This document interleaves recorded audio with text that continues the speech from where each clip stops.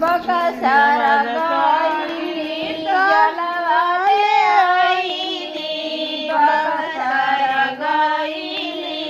जलवा ले आईली चढ़ाई कैसे चढ़ाई भोला पा चढ़ाई कैसे भोला सुतल बाड़े नींद से जगाई कैसे भोला सुतल बाड़े